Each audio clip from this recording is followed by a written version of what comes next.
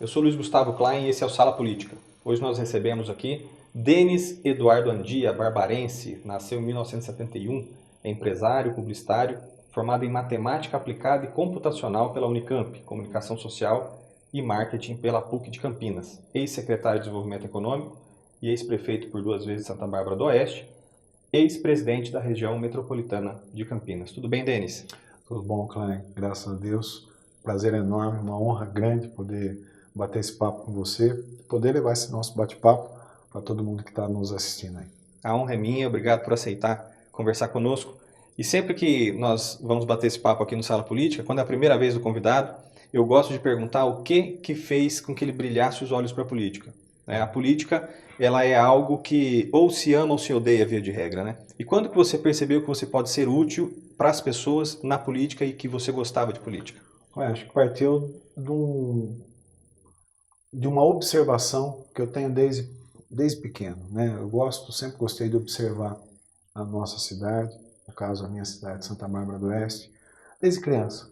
Sempre fui um observador dos locais, da evolução dos locais. Eu sempre tive uma atenção, não sei de onde veio isso, mas sempre acompanhei, sempre gostei de saber como era a história da cidade, o que hoje tem naquele espaço, o que era antes, entender como é que a cidade era em outros tempos, enfim. Acho que tudo isso, essa observação permanente, ela foi criando um vínculo com o desenvolvimento, o crescimento, com a história da cidade.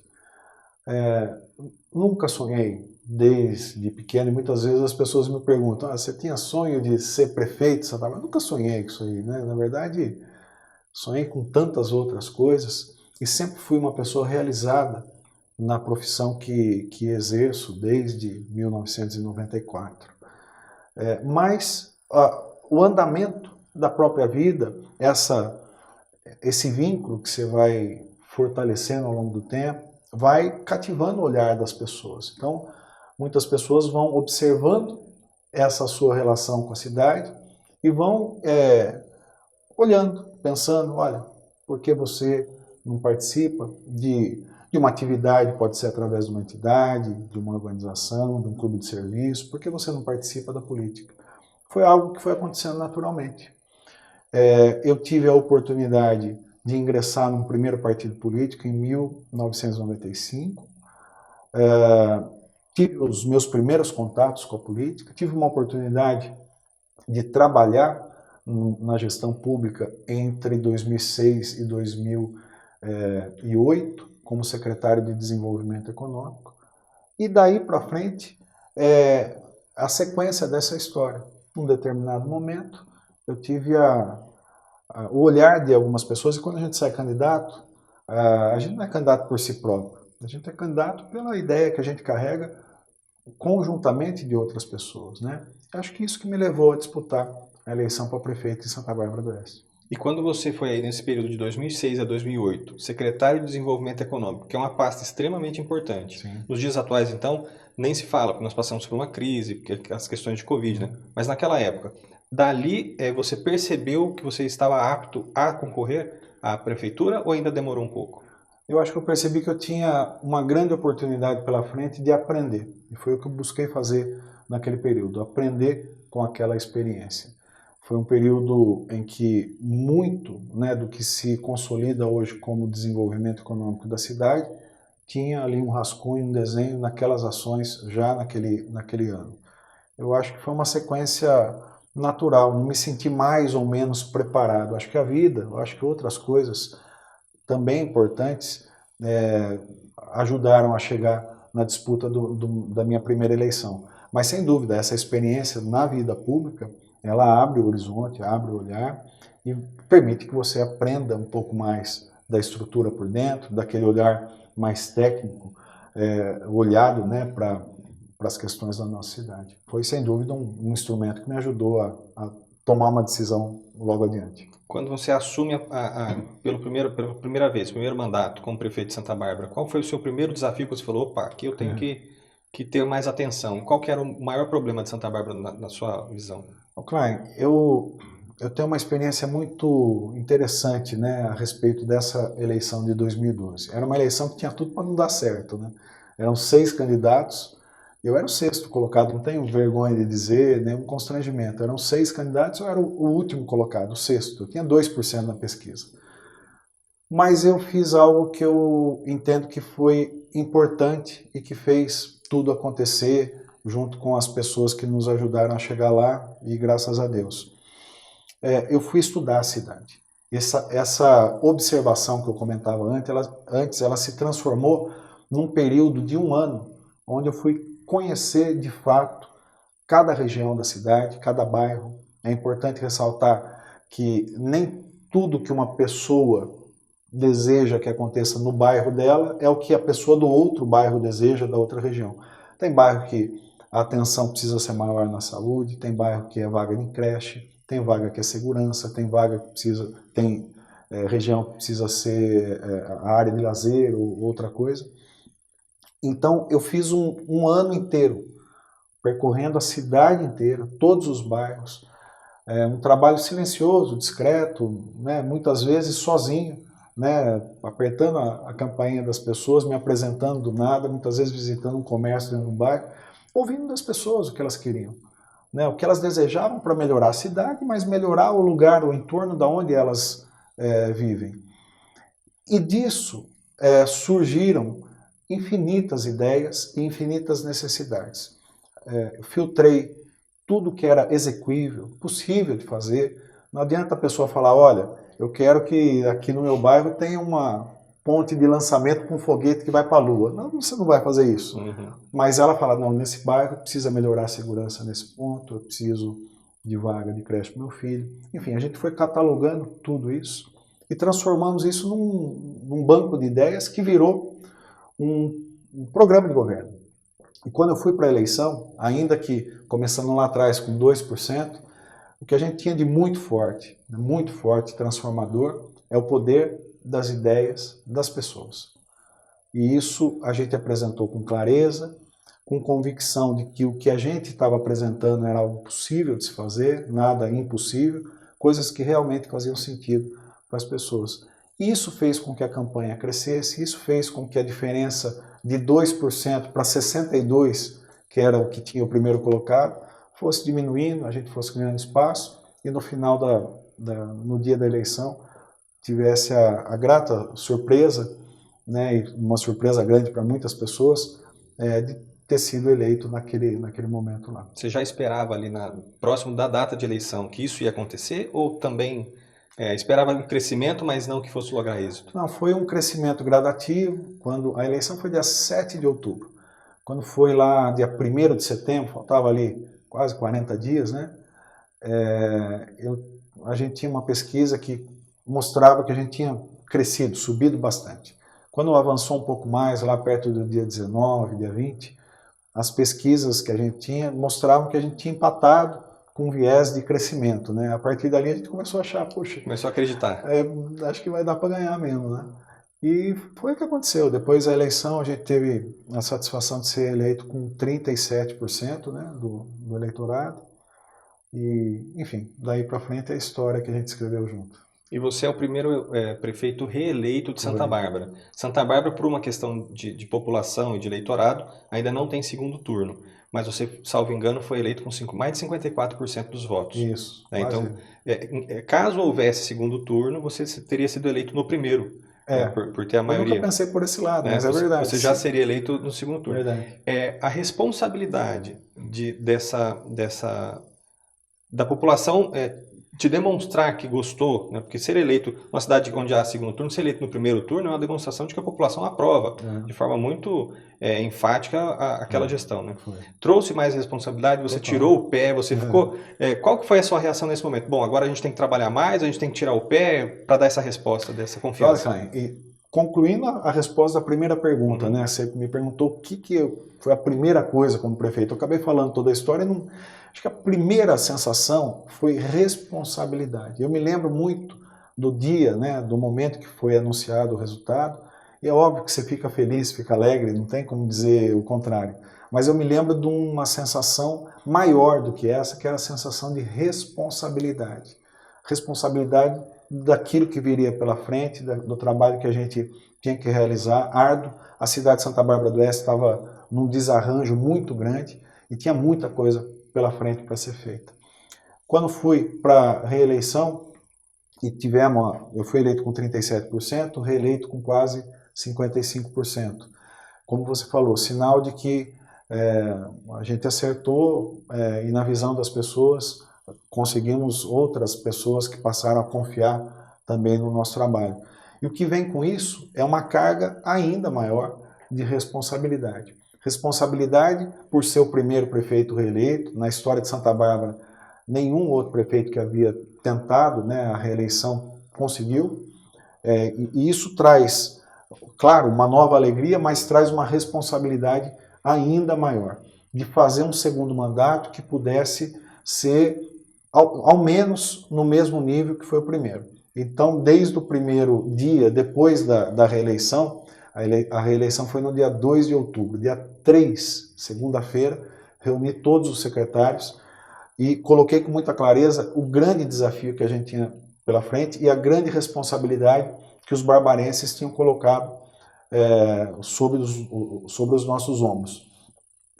E desde aquele dia, primeiro dia depois da eleição, um compromisso de toda a equipe de não se acomodar, de pensar de maneira inovadora, de maneira transformadora, de entender que tudo o que nós havíamos feito já era passado e o nosso compromisso não foi assumido em relação ao que fizemos, mas em relação ao que a gente tinha para fazer de novo pela frente. E perseveramos ao longo desse tempo todo, e graças a Deus foi mais um mandato e um plano de governo plenamente cumprido, e a cidade conseguiu evoluir mais um pouco, se transformar em outros aspectos. Hoje, quando nós andamos por Santa Bárbara, é praticamente uma unanimidade que existe uma Santa Bárbara antes e depois de Denis Andia. Nós percebemos através dos parques, de toda a forma como a cidade se modificou durante esse período de 8 anos. Quando você deixa a cadeira, fez o seu sucessor, sim, e aí você se coloca à disposição para outras oportunidades de também ajudar mais regionalmente, você já foi presidente da RMC, nós já falamos sobre isso, mas como que você vê agora, pré-candidato a deputado federal, pensando regionalmente, embora já tenha essa bagagem como presidente da região metropolitana, mas com essa, mais uma vez, a população mostrando que existe uma Santa Bárbara antes e existe uma Santa Bárbara depois de Denis Andia. A responsabilidade disso, possivelmente você na Câmara Federal, e aí nós também podemos vincular com o próprio programa agora da TV Todo Dia, que é Sua Vez, Sua Voz, Seu Voto. Recentemente você deu uma entrevista para o jornalista Medina, né, que é o diretor-chefe do grupo. Como você pensa nessa responsabilidade da cidade e no eventual mandato como deputado federal, e como seria uma retribuição possível para esse reconhecimento? Claro, primeiro dizer que esse período todo de 8 anos, ninguém faz nada sozinho, né? O trabalho que é feito em equipe, né, no dia a dia, é feito pelos servidores públicos, pelos funcionários da prefeitura, pelos funcionários do Departamento de Água e Esgoto, mas, sobretudo, ele é feito com a sinergia das pessoas. Se o cidadão não se sintoniza com o trabalho que você está fazendo, dificilmente você consegue fazer o trabalho avançar como nós avançamos em Santa Bárbara. Então, eu acredito que esse período, inclusive, me permita incluir até esse 1 ano e meio, né, do prefeito Rafael Pelvezan, que era o meu vice-prefeito, né, antes de se tornar prefeito de Santa Bárbara do Oeste. São 9 anos e meio de sinergia e de entrosamento entre o que a administração quer fazer para o município e o que as pessoas desejam que seja feito. Acho que isso é importante se deixar claro, né? Porque eu não gosto dessa visão de que muitas vezes é uma pessoa que faz isso ou transforma aquilo. Eu acho que é tanta coisa que precisa acontecer para as coisas darem certo. Então, isso é importante. A visão metropolitana, ela vai nos ajudar muito. Eu tive a oportunidade de ser presidente da região metropolitana por 2 vezes, em 2017, em 2020, inclusive o ano da pandemia, um ano desafiador, onde precisamos nos juntar ainda mais, né, enquanto região, enquanto municípios correlacionados. E acho que juntar a bagagem desses 8 anos como prefeito, de um período que teve um início, meio, fim, se concluiu, né, nos dá, além de tudo, a obrigação de retribuir o que nós aprendemos ao longo desses 8 anos para poder fazer por outras cidades. Eu entendo que, antes de mais nada, eu cumpri o meu papel com a minha cidade. E hoje, depois desse compromisso cumprido, desse papel cumprido, aí sim, a partir disso eu posso me colocar à disposição para colaborar com as cidades da nossa região. Acho que a gente tem muita coisa boa e diferente para fazer. Proximidade com as pessoas, proximidade com os municípios, proximidade com os grandes desafios que cada uma das cidades tem, e ter sido presidente da RMC me deu a oportunidade de conhecer de perto esses desafios e poder imaginar um jeito de poder trabalhar para que esses desafios possam ser superados junto com os gestores, os bons gestores que nós temos espalhados por todas as cidades da nossa região. A importância de termos candidatos regionais, eu acredito que a população ela aprendeu depois da última eleição estadual e nacional. Né? Nós elegemos muitos youtubers, nós elegemos muitas pessoas que eram de profissões midiáticas, e essas pessoas muitas vezes não têm compromisso regional. Você, sendo um pré-candidato regional, tendo atuado no regionalismo como presidente da região metropolitana, como que você vê essa necessidade de termos mais pessoas ligadas ao município?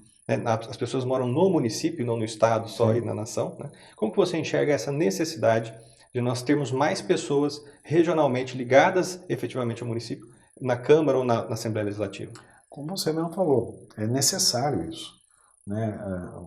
O cidadão, o eleitor, a partir do momento que ele entende que, quando ele vota em pessoas que são aqui, das nossas cidades, quando ele vota em pessoas que circulam por onde todos circulam, que conhecem os problemas, os desafios de cada um dos municípios, quando ele entende que isso daí lhe dá a capacidade de cobrar mais diretamente aquele que é eleito, eu acho que tudo fica mais claro. Quando se elege alguém daqui, você traz, junto com isso, a proximidade, o olhar frequente, a presença física, a presença pessoal, o conhecimento das figuras que fazem a gestão pública em todos os municípios, mas você também se coloca próximo do eleitor, próximo do cidadão. Isso permite que o eleitor e o cidadão possa cobrar. Difícil você cobrar de alguém que você conhece, talvez pelo YouTube, ou pelo Instagram, ou pelo Facebook, enfim, que você nunca viu pessoalmente, e pior, que a pessoa nunca viu a nossa cidade de perto, nunca viu as pessoas daqui de perto, muito menos os desafios que nós precisamos ver solucionados. É evidente que não se trata apenas disso, né? É importante essa proximidade, é claro, para que se venham recursos em maior quantidade para os municípios aqui. É importante para que a gente possa levar os grandes projetos para recursos maiores em Brasília ou em São Paulo, mas é importante também entender que o legislador, né, seja na Assembleia Legislativa, seja em Brasília, como é o desejo da minha pré-candidatura a deputado federal, é também representar os macroassuntos através da ótica das pessoas que residem aqui. As grandes discussões, os temas que mexem na vida das pessoas, na economia do país, na saúde do país, no processo de formação educacional, na segurança pública, enfim, todos esses assuntos que todos os brasileiros desejam ver discutidos, amplamente discutidos, mas que possam também ser representados por aquilo que é o olhar da nossa região, além das coisas que são, dos setores que são essenciais para a atividade econômica, por exemplo, da nossa região. Nós temos uma região calcada no setor metal-mecânico, no setor têxtil. Esses dois segmentos precisam ter representatividade para que os interesses desse setor que gera emprego aqui nas nossas cidades possam ser cada vez mais bem observados e que a gente possa fazer a roda da economia girar com força aqui também. Você foi um prefeito muito premiado. Você foi 3 vezes prefeito empreendedor pelo Sebrae, né? E você recebeu o selo verde e azul do governo do estado. Quais foram as suas ações que resultaram nesses prêmios? Olha, eu tenho a grata satisfação desse reconhecimento. A gente não trabalha por isso, né? Mas a gente fica contente de saber o reconhecimento disso. O selo verde e azul representa as ações relacionadas à sustentabilidade e meio ambiente, né? Foram 6 premiações que nós tivemos em 8 anos como prefeito. Santa Bárbara nunca tinha recebido esse prêmio, passou a receber a partir de 2013 ou 2014, se eu não me engano. Depois nós tivemos o prefeito empreendedor, foram 4 premiações. Então eu estou 4 desatualizado, premiações. falei 3. Que eu acho que mostra um pouco do que nós buscamos reorganizar o município para que ele pudesse gerar mais oportunidades de emprego para as pessoas. E acho que a somatória disso tudo ao longo dos anos, ao longo desses 9 anos e meio, nos permitiu, por exemplo, chegar a esse estágio que nós estamos hoje, né? Da taxa de desemprego em Santa Bárbara do Oeste, por exemplo, ela é de 0,7%, 0,72%, para ser mais exato. Quando a gente tem aí um patamar de desemprego na região metropolitana de Campinas, algo em torno de 9%, 11%, o patamar nacional, algo entre 10% e 12%, aqui é 0,7%. Sinal de que alguma coisa de bom nós fizemos para que os empregos pudessem acontecer na nossa cidade. É o que nós desejamos para toda a nossa região. A nossa região tem uma capacidade, um potencial de desenvolvimento que, se nós conseguirmos, juntamente com todos os gestores municipais, a representatividade para auxiliar naquilo que é necessário para que as cidades possam se desenvolver. E eu falo das questões de saneamento básico, água, esgoto. Se todas as cidades da nossa região tiverem água e esgoto 100% supridos com qualidade, a gente tem uma capacidade enorme de atrair indústrias muito maior do que qualquer outra região do estado de São Paulo e do Brasil. Isso se reflete no dia a dia das pessoas, mais oportunidades de emprego, maior renda, né, nesses empregos novos que se iniciam, enfim, e a roda, o ciclo virtuoso acontecendo. Você me chamou a atenção para uma coisa, você estava presidente da região metropolitana quando começou o processo da Covid. Como que foi isso? Um desafio muito grande, né? Algo novo para todos, né? Para o mundo inteiro, algo novo e que a gente observava no primeiro momento o que acontecia nos outros países antes de chegar aqui no Brasil, imaginando que de alguma forma pudesse não chegar, mas já trabalhando com a certeza de que chegaria. Um grande desafio naquele ano 2020 de se reestruturar os sistemas de saúde, criar vagas para um atendimento a mais que se fez necessário e um atendimento que demandava equipamentos específicos de alta complexidade, vagas de alta complexidade. Por sorte, em Santa Bárbara do Oeste, eu digo sorte, mas pelo alinhamento aí com Deus, em 2019 a gente havia feito uma ampla reforma em um dos prontos-socorros de Santa Bárbara, no Edson Mano. E quando nós fizemos essa reforma, nós investimos num equipamento que poucas pessoas falavam naquele momento, que é o respirador. Algo que fez tanta falta e com tanta dificuldade para que se comprasse e se reestruturasse. Graças a Deus, a gente teve em 2019, a gente comprou todos os equipamentos para essa nova unidade e já antecipamos para a unidade que a gente iria trabalhar, reestruturar, que é o Afonso Ramos, que é o outro pronto-socorro. Então, nós compramos um conjunto de respiradores numa época que nem se imaginava a tamanha necessidade que eles viriam a ter. E isso daí nos ajudou inicialmente, né, a cuidar da nossa cidade e depois um trabalho, e aí sim, voltando aí à questão da região metropolitana de Campinas, um trabalho coordenado com todos os municípios. A região metropolitana ela tem, além da cidade sede com mais de 1 milhão de habitantes, ela tem um conjunto de 6 municípios com 200 a 300 mil habitantes e depois nós temos os demais municípios, quase todos em torno de 60, 50 mil habitantes. São realidades diferentes, são sistemas de saúde com realidades diferentes. Cidades que nunca tiveram e ainda não têm uma vaga de UTI, mas que passaram a necessitar. Então, um grande entrelaçamento entre todas essas estruturas, entre essas diferenças de tamanho e de estrutura de saúde de cada uma das cidades, se fez necessário para que a gente pudesse organizar o conjunto da região metropolitana de Campinas, para que ele pudesse trabalhar por todos os cidadãos das 20 cidades que a região contempla. Então foi um trabalho desafiador, porque com tempo curto, corrido, né? E para trabalhar sobre um assunto que a gente conhecia muito pouco naquele momento. Hoje a gente conhece muito a respeito do assunto, como se difunde, as variantes, a vacina, a importância disso ou daquilo. Naquele momento era tudo novo. Então a gente precisou, como se diz aí no jargão, né? Trocar o pneu com o carro andando, né? Mas foi um trabalho, volto a dizer, na vida a gente tem sempre a oportunidade de aprender.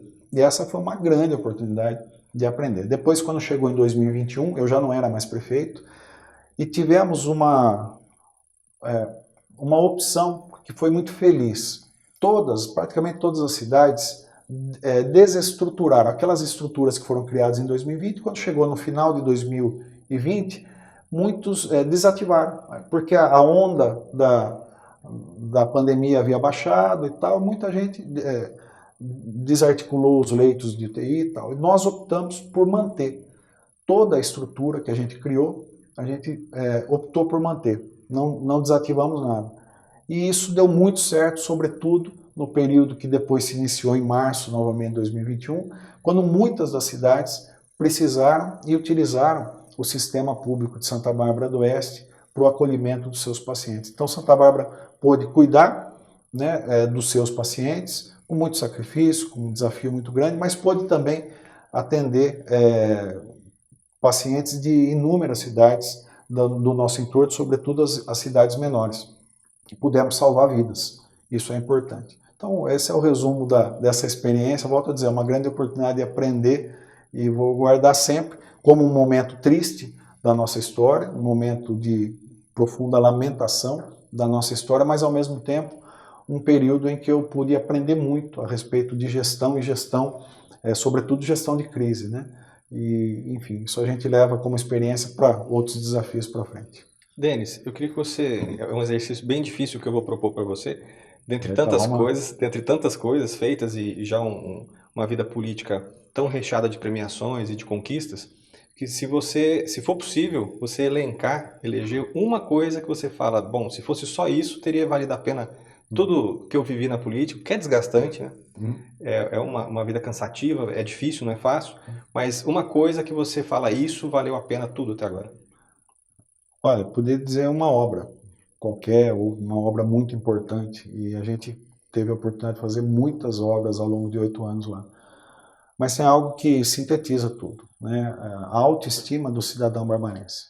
Acho que o conjunto de tudo que nós fizemos, do que é tangível ou intangível, nos levou a uma percepção muito mais positiva do barbarense em relação à própria cidade.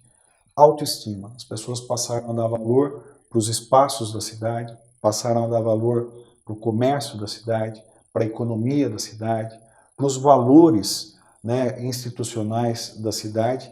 E quando a gente tem autoestima, ela é o combustível para se fazer tudo movimentar com mais celeridade, com mais eficiência. Santa Bárbara do Oeste vive um momento especial da sua história, né? Recentemente agora, a revista Isto É, ela colocou um ranking entre todas as cidades do Brasil, em termos das melhores cidades e qualidade de vida. Qualidade de vida, Santa Bárbara, das cidades de médio porte, de 50 a 200 mil habitantes, ela ficou em número 1 nesse ranking no Brasil inteiro. É reflexo de tudo, não é reflexo apenas do trabalho do poder público, não. É o reflexo do conjunto, do que o poder público faz e do vetor que ele gera para o desenvolvimento através dos empreendedores, das pessoas no seu dia a dia e dessa autoconfiança que faz tudo movimentar. Hoje é uma cidade viva, uma cidade feliz consigo mesma, que valoriza o que nós temos de bom, que reconhece os desafios que precisamos ainda superar, mas que tem a certeza de que é uma cidade que está todos os dias se aperfeiçoando para ficar cada vez melhor.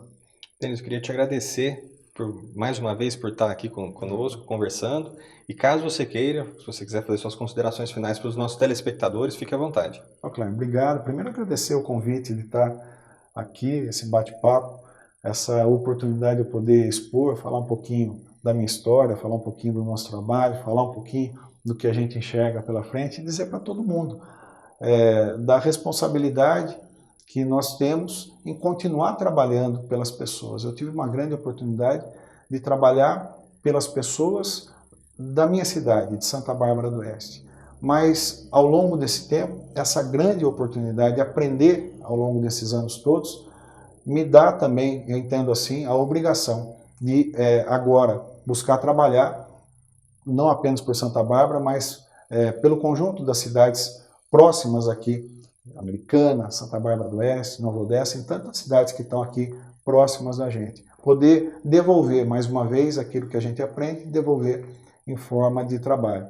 Fazendo isso numa interlocução na esfera federal, necessária para o desenvolvimento das nossas cidades, necessária para o Brasil, para os brasileiros, para a representatividade do nosso Estado e, sobretudo, para a representatividade das nossas cidades e das pessoas que residem aqui. Obrigado pela oportunidade de poder dizer tudo isso e Deus abençoe todo mundo. Obrigado. Obrigado de novo, Denis.